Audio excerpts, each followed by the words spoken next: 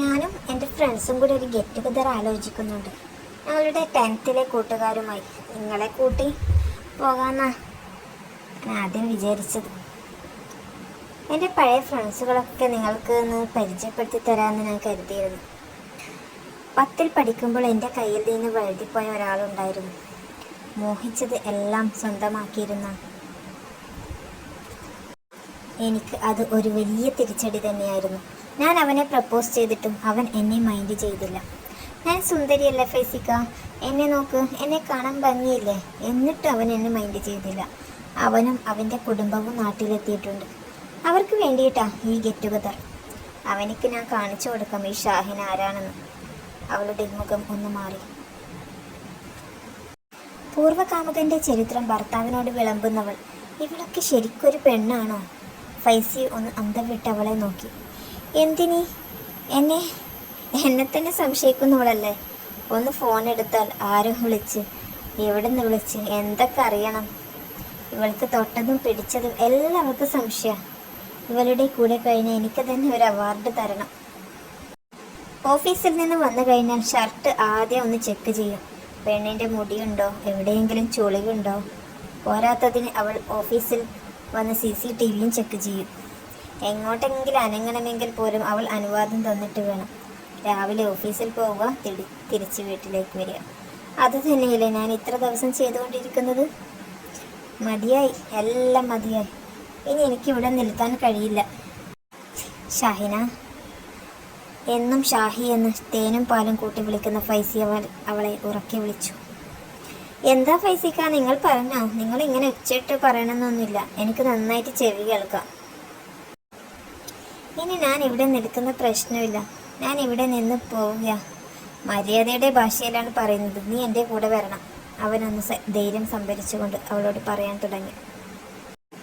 ആഹാ, ഒന്ന് താഴ്ന്നു നിന്ന് എന്ന് കരുതിയിട്ട് എൻ്റെ തലയിൽ കയറാൻ നിൽക്കരുത്. നിങ്ങളെന്താ ഭർത്താവ് ഉദ്യോഗം കളിക്കുകയാണോ? എനിക്കത് തീരെ ഇഷ്ടമല്ല. ഞാൻ നിങ്ങളുടെ ആ മിണ്ടാപ്പൂച്ച സുലൈക്കല്ല, ഇത് ഷാഹിനിയാ.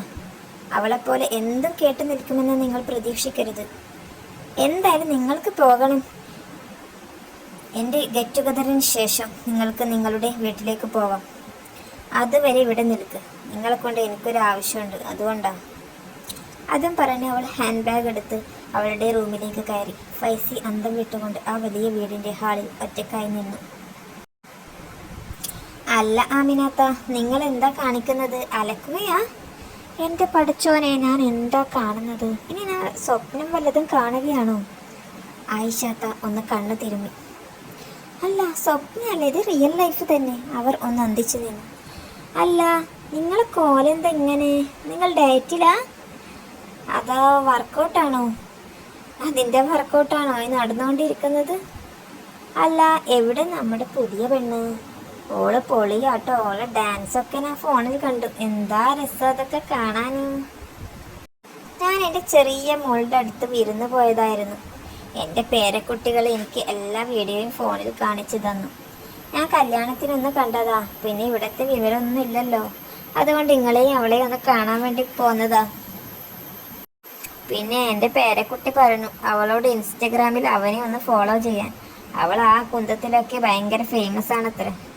എന്തായാലും നിങ്ങൾക്ക് ചില്ലറ ഭാഗ്യമല്ല കിട്ടിയത്. ഇത്രയും ഫേമസ് ആയ ഒരു മരുമകളെ കിട്ടിയില്ലേ? ഹാമിനുമ്മാൻ്റെ പുതിയ മരുമോള് ന്യൂജനാ. ഒക്കെ ഉണ്ട് ഒരു മരുമോള്. അവള് മൊത്തം പഴഞ്ചനാ. കുറേ വെച്ച് വിളമ്പാനും കുട്ടികളെ പെറ്റ് പോറ്റാനും തന്നെ അറിയുള്ളൂ. നിങ്ങളെ സുലൈഖാനെ പോലെ. അല്ല ആമിനുമ്മ, നിങ്ങളെ ആ സുലൈഖാൻ എന്താ ചെയ്തേ? അതിന്റെ വീട്ടിലേക്ക് തന്നെ പറഞ്ഞയച്ചതാണോ? സുലൈഖയെ ഫൈസി മൊഴിചൊല്ലി എന്നൊക്കെ ആൾക്കാർ പറഞ്ഞു നടക്കുന്നുണ്ടല്ലോ. നിങ്ങൾ പുതിയ സാധനം കിട്ടുമ്പോൾ പഴയത് ഒഴിവാക്കിയതുപോലെ അതിനെ ഒഴിവാക്കിയല്ലേ? എന്നാലാമിനുമ്മ, ആ പെണ്ണ് എത്ര പണി ഇവിടെ പേറിയിട്ടുണ്ട്. അതിനെ പണിയെടുക്കാനെങ്കിലും ഇവിടെ നിർത്തിയാൽ മതിയായിരുന്നു. ആ പെണ്ണ് ഇവിടെ ഉണ്ടായിരുന്നെങ്കിൽ എനിക്ക് ഈ നേരം കൊണ്ടൊരു ചായ കിട്ടിയാന്. അല്ല, പുതിയ മരുമകൾക്ക് ചായ ഇടാനൊക്കെ അറിയോ? അതൊക്കെ നിങ്ങൾ പഠിപ്പിച്ചിട്ടുണ്ടാവല്ലേ? നിങ്ങളല്ലേ ആള്. ആ സുലൈഖയോട് പോരെടുത്തിരുന്നത് ഈ നാട്ടുകാർക്ക് എല്ലാവർക്കും അറിയാട്ടോ. അവർ ഒരു രഹസ്യം പോലെ പറഞ്ഞു. അല്ലാതെ തന്നെ പനിച്ചിട്ട് പ്രഷർ കൂടി നിന്നിരുന്ന ആമിനുമ്മ ആയിഷാത്തൻ്റെ സംസാരം കൂടി കേട്ടപ്പോൾ എല്ലാ ബോധം കൂടി പോയി. ആമിനുമ്മ ബോധം കെട്ട് പുറത്തേക്ക് ഒറ്റ വീഴൽ. അയ്യോ നാട്ടുകാരെ ഒന്ന് ഓടി വരണേ!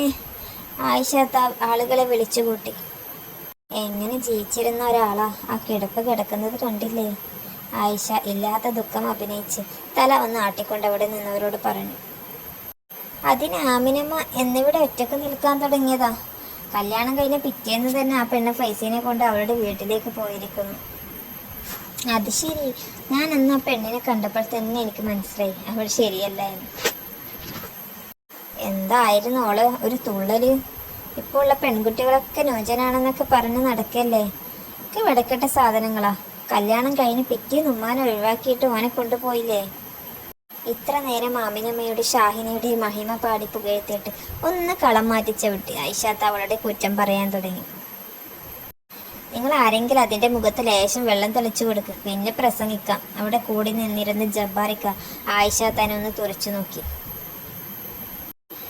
പൊതുവെ തടിയുള്ള ആമിനുമ്മ നന്നേ ക്ഷീണിച്ചിരുന്നു. എല്ലാവരും അവരെ താങ്ങി പിടിച്ച് സിറ്റൗട്ടിൽ കൊണ്ടിരുത്തി. വെള്ളം അവർ ഒന്ന് മന്ത്രിച്ചു. ഒരാൾ അവർക്ക് വേഗം വെള്ളം കൊണ്ടു കൊടുത്തു. അവർ വേഗം വെള്ളം വാങ്ങി മുണ്ടിൻ്റെ അറ്റത്ത് നിന്നൊരു ഗുളിക എടുത്ത് വായിലേക്ക് ഇട്ടു. വെള്ളം കുടിച്ചു. ഇത് പ്രഷറിൻ്റെ ഗുളികയാ, എനിക്കിപ്പോൾ പ്രഷറാ. അതിലൂടെ ആയിഷാൻ്റെ വർത്താനം കേട്ടപ്പോൾ പ്രഷർ കൂടുതലായെന്ന് തോന്നുന്നു. അയ്യേ, ഇവിടെ എന്ത് പൊടിയാ ആമിനത്ത! തീരെ വൃത്തിയും വെടിപ്പും ഒന്നും ഇല്ലല്ലോ. കൈകൊണ്ടൊന്ന് തുടച്ചുകൊണ്ട് ആമിനാത്തയുടെ അരികിൽ ആയിഷ വന്നിരുന്നു. എങ്ങനെ കിടന്നിരുന്ന വീടാണിത്! എന്തൊരു വൃത്തിയായിരുന്നു! ഇപ്പോൾ വൃത്തി വെടുപ്പും ഇല്ലാതെ കിടക്കുന്നത്. ആയിഷാത്ത പ്രസംഗം ആരംഭിച്ചു. ഇനി അതിൻ്റെ പ്രഷർ കൂട്ടല്ലേ? നിങ്ങൾ ഇവിടെ നിന്ന് എണീറ്റ് ആ ഭാഗത്ത് എങ്ങാനും പോയി നിൽക്ക്. അവിടേക്ക് വന്നുകൊണ്ട് ആയിഷാത്താനോട് ജബ്ബാറൊക്കെ പറഞ്ഞു. ഇനി നിങ്ങളിവിടെ ഒറ്റയ്ക്ക് നിൽക്കരുത്. ഞാൻ ഇതുവരെ നിങ്ങളോട് പറയാത്തത് നിങ്ങൾ ഞാൻ പറഞ്ഞത് കേൾക്കില്ല എന്നറിയാം. അതുകൊണ്ടാ. ഇനി അത് പറ്റില്ല. നിങ്ങൾ എങ്ങാനും ഇതുപോലെ ആ കിണറ്റിൻകരിയിലോ മുറ്റത്തോ വീണിട്ട് നിങ്ങൾക്ക് എന്തെങ്കിലും സംഭവിച്ചാൽ നാളെ ഞങ്ങൾ ഈ നാട്ടുകാർ മറുപടി പറയേണ്ടി വരും. നിങ്ങൾ ആ സജിനയുടെ വീട്ടിൽ പോയിട്ട് അവിടെ നിന്നും കുത്തിത്തിരിപ്പ് ഉണ്ടാക്കിയിട്ട് പോന്നതല്ലേ? അതുകൊണ്ട് അവൾ ഇനി വിളിച്ചാൽ ഇനി ഇങ്ങോട്ട് വരില്ല. അതിനാൽ നിങ്ങൾ ആ സുഹറാനെയും ഉപ്പാനെയും വിളിച്ച് ഇങ്ങോട്ട് വരാൻ വേണ്ടി പറ. വേണമെങ്കിൽ ഞാൻ നിങ്ങൾക്കൊരു ഓട്ടോ വിളിച്ചു തരാം. ജബ്ബാറൊക്കെ അവരുടെ മുഖത്തേക്കൊന്ന് നോക്കി. ഫൈസിയുടെ കല്യാണ തലേന്ന് സുലൈഖക്ക് വേണ്ടി വക്കാലത്ത് പറഞ്ഞു വന്ന സുഹറയെ ഇറങ്ങിപ്പോടിയെന്നും പറഞ്ഞ് ആട്ടി ഓടിച്ചത് ആമിനുമ്മയുടെ മനസ്സിലേക്ക് ഇരിച്ചെത്തി.